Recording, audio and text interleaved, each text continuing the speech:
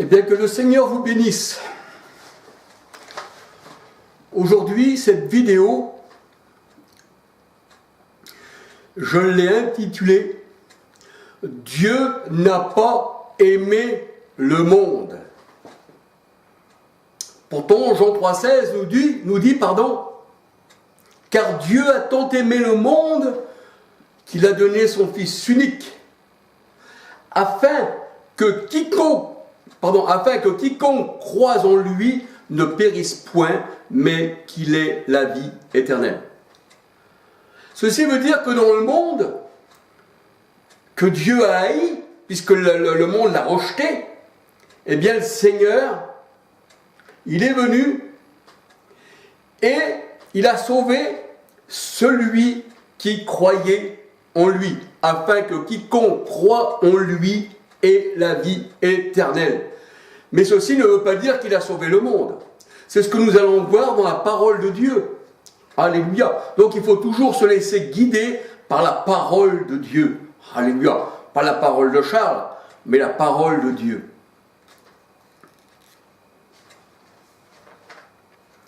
Et c'est vrai que ceci irait à l'encontre de la parole de Dieu, car Dieu a tant aimé le monde. Ceci irait avec la parole de Dieu et serait une contradiction avec les Saintes Écritures. Jean 3,16, verset 17. Eh bien, Jésus est venu dans le monde, il est même venu parmi les siens, mais la parole de Dieu nous dit, les siens l'ont rejeté, et le monde aussi l'a rejeté. On peut dire que le Seigneur aimait tous les hommes, et c'est vrai. Mais les hommes l'ont haï. Et Jésus, dans sa parole, il disait « Mon royaume n'est pas de ce monde ».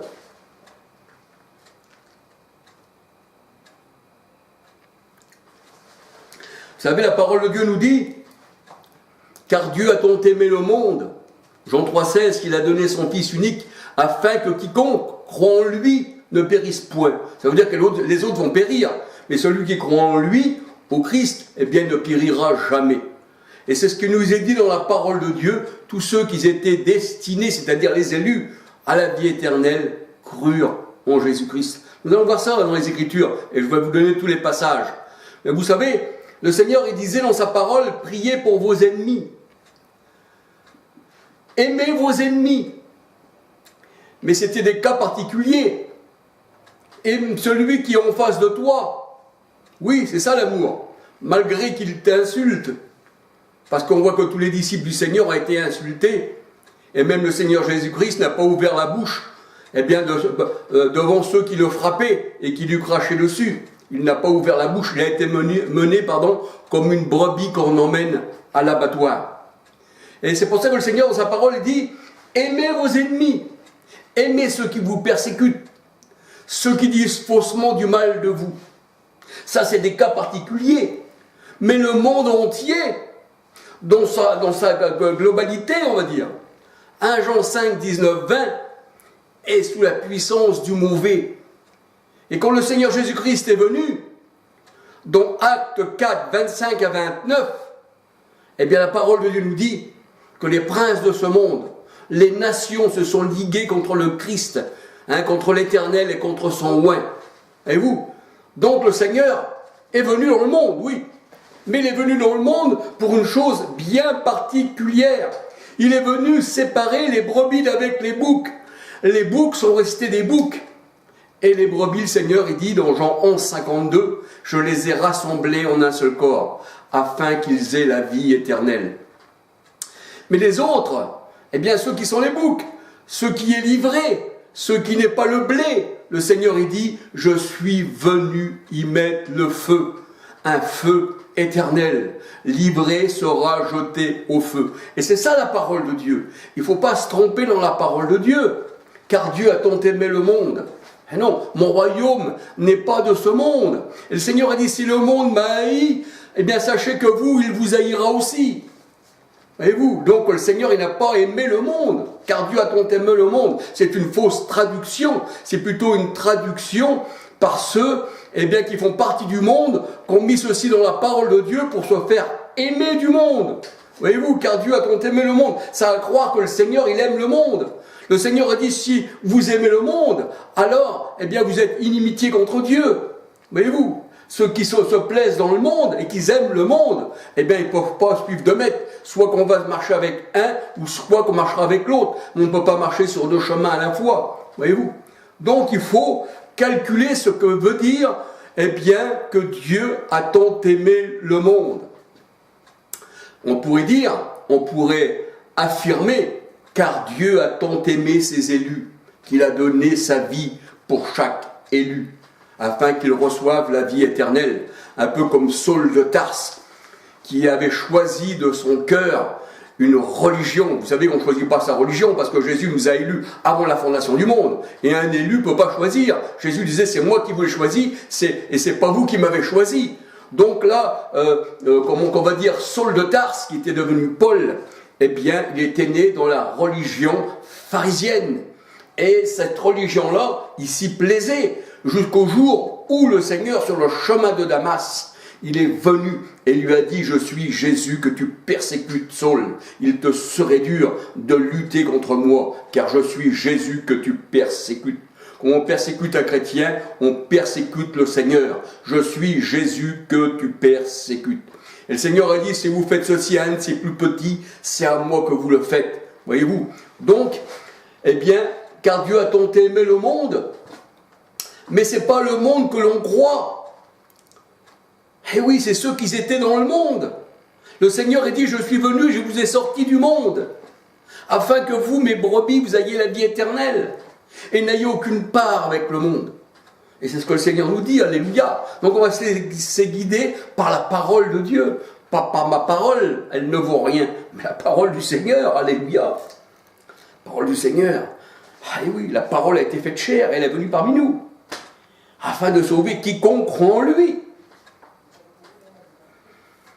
Alors ça a été dit donc que Jean 3, 16, 17 va en contradiction avec ce que le Seigneur nous dit. Voyez-vous, ceux qui ont traduit les Écritures, eh bien je suppose qu'ils ont dû faire ça à leur profit à eux, puisqu'ils font partie du monde. Donc ils se disent être aimés de Dieu, mais en réalité ce sont des ennemis.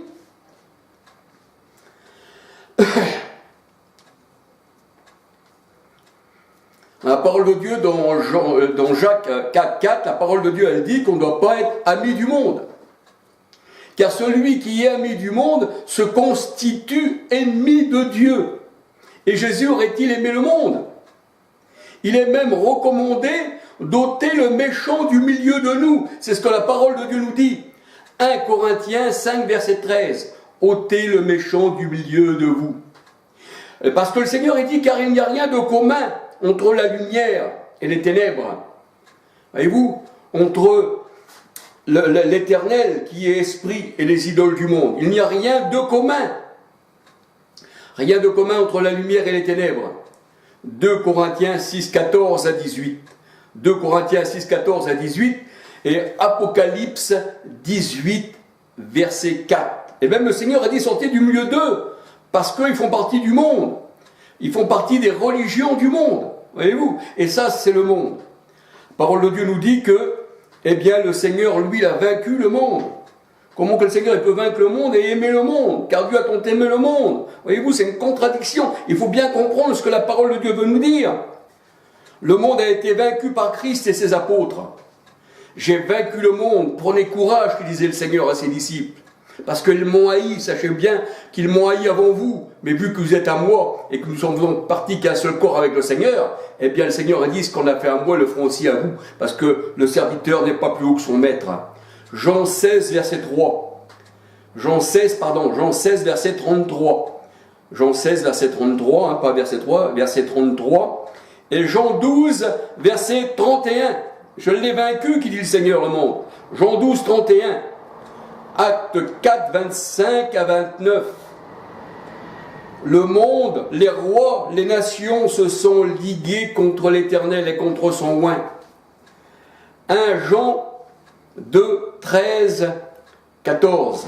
1 Jean 2, 13, 14. Petits enfants, vous avez vaincu le monde, vous avez vaincu le mauvais.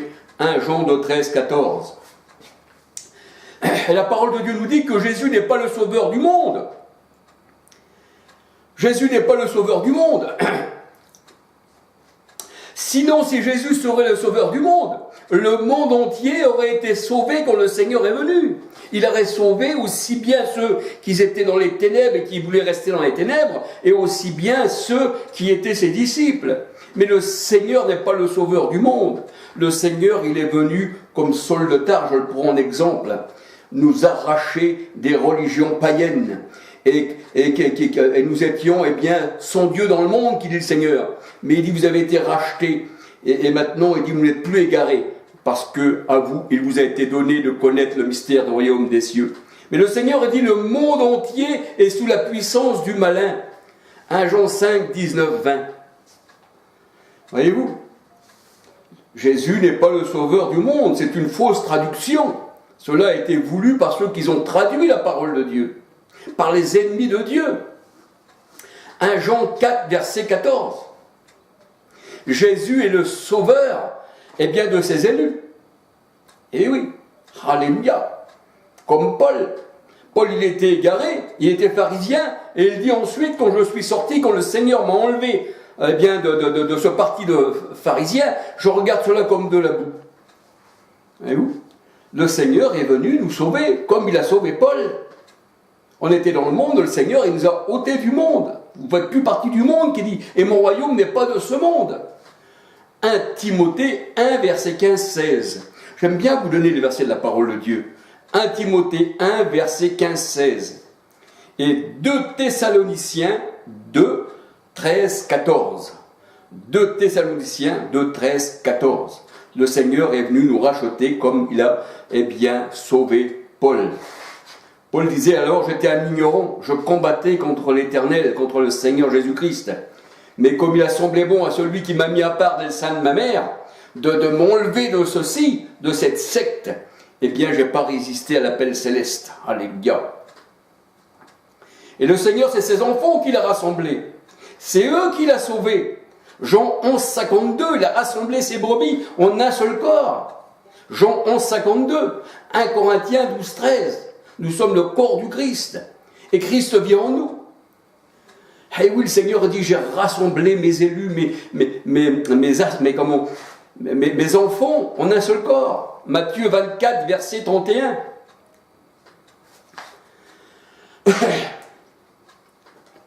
Et vous savez que c'est de la part du monde que le Seigneur Jésus-Christ et ses apôtres ont souffert.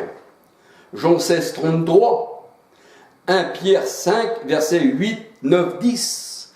1 Pierre 5, verset 8, 9, 10. Le Seigneur a dit, le monde vous haït, et aussi il m'a haï le premier. Jésus est venu dans le monde pour un jugement. Alors s'il avait aimé le monde, le Seigneur, il ne serait pas venu pour un jugement. Ça veut dire que le monde entier serait sauvé aujourd'hui. Il n'y aurait même plus besoin de parler, parce que le monde entier serait sauvé. Et vous savez que, même si aujourd'hui on voudrait parler, 1 Timothée 3,16 nous dit qu'au temps des apôtres, l'évangile a été prêché dans le monde entier, cru dans le monde, et élevé dans la gloire. Christ élevé dans la gloire, prêché aux nations, cru dans le monde et élevé dans la gloire. 1 Timothée 3,16. Et quand le Seigneur dit tout est accompli, quand je parle de l'accomplissement de toutes choses, dans mes vidéos, on voit que le Seigneur, quand il est venu, il dit j'ai achevé l'œuvre. Jean 17, verset 4-5. Jean 19, 30, j'ai accompli toute chose. Le Seigneur sur la croix, il a dit, voici, j'ai tout accompli. Et la parole de Dieu, elle dit que dans Luc 24,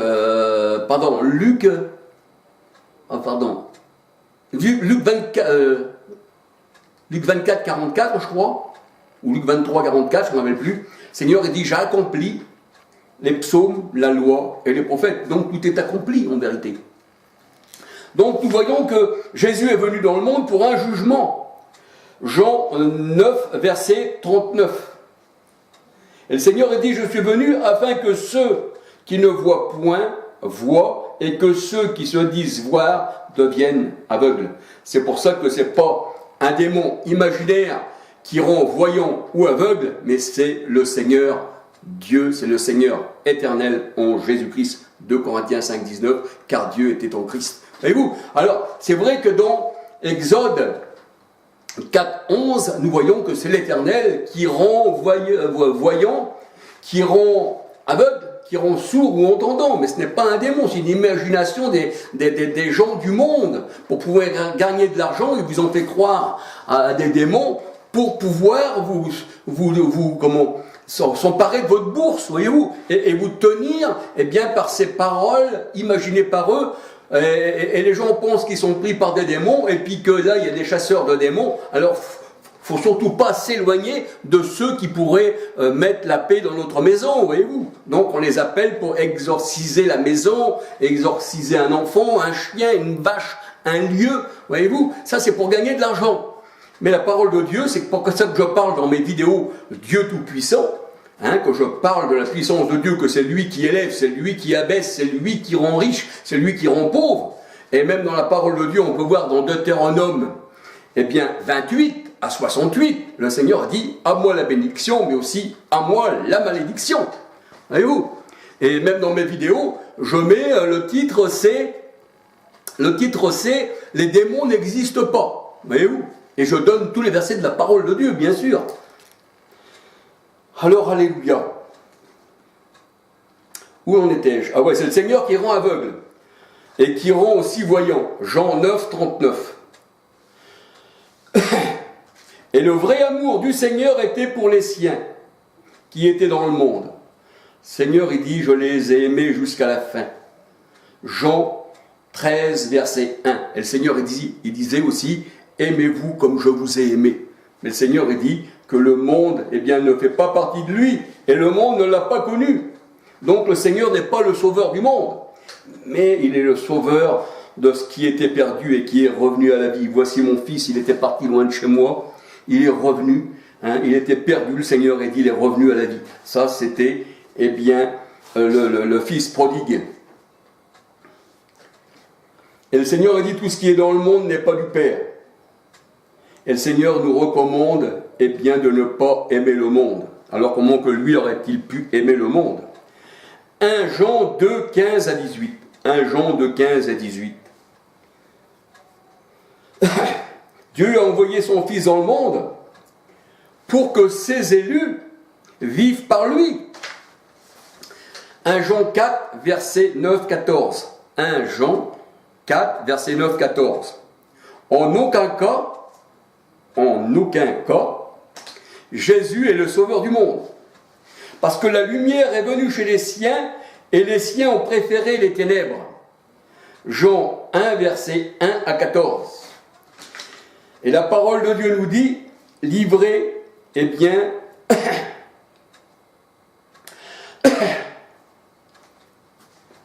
livré a été mis au feu, qu'il dit le Seigneur. Donc, livré, ça représente les hommes méchants. Ça représente ceux qui sont contre le Seigneur. Mais le Seigneur a dit, j'ai mis mon blé dans mon grenier. Et livré, je la brûle. Et livré, c'est le monde. Voyez-vous? Donc, on voit que le Seigneur n'a pas sauvé livré. Mais il a sauvé son blé. Mais la paille, il lui a mis le feu. Matthieu 13, versets 18 à 30. Matthieu 13, versets 18 à 30. Matthieu 25, versets 31 à 46. Matthieu 25, versets 31 à 46. Et Luc 3, verset 17. Voilà, alors je vous donne les versets pour que vous puissiez aussi examiner les versets que je vous donne. Que ce ne soit pas la parole de Charles, moi il faut que je diminue, comme disait Jean le Baptiste, mais lui il faut qu'il grandisse. Alléluia. Quand le Seigneur Jésus parle de sauver le monde, Jean 12, verset 47, il sait très bien que ce monde-là, c'est ses enfants qui sont dans le monde. Voyez-vous, avant on faisait partie du monde, on était comme le monde. Mais le Seigneur a dit, c'est celui-ci que je veux sauver. C'est ce monde qui m'appartient, mais pas sauver le monde qui ne m'appartient pas.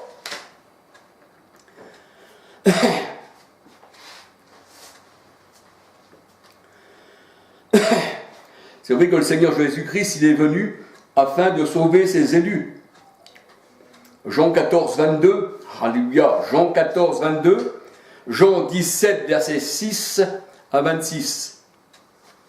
Et ces hommes-là, que le Seigneur est venu sauver, eh bien, c'est Dieu lui-même qui les a donnés à Christ. Et même le Seigneur avait aussi, eh bien, prié pour ceux que le Père lui avait donnés, les hommes que tu m'as donnés du milieu du monde. Jean 17, versets 6 à 26. Jean 17, versets 6 à 26. Hébreux 2, verset 13.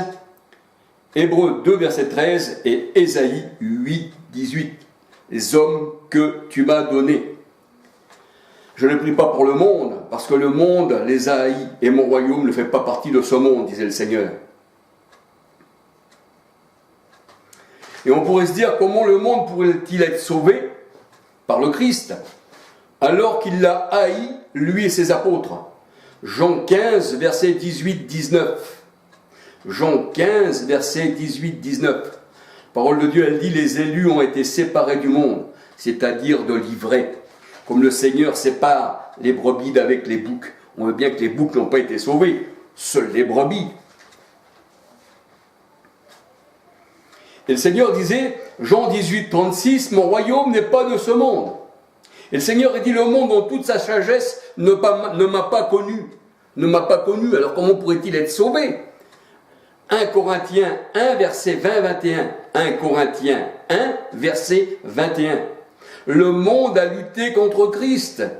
Même Hérode, le roi Hérode, il voulait tuer tous les enfants à partir de 2 ans, du premier âge jusqu'à 2 ans, pour éliminer le Seigneur Jésus-Christ. Acte 4, versets 25 à 29.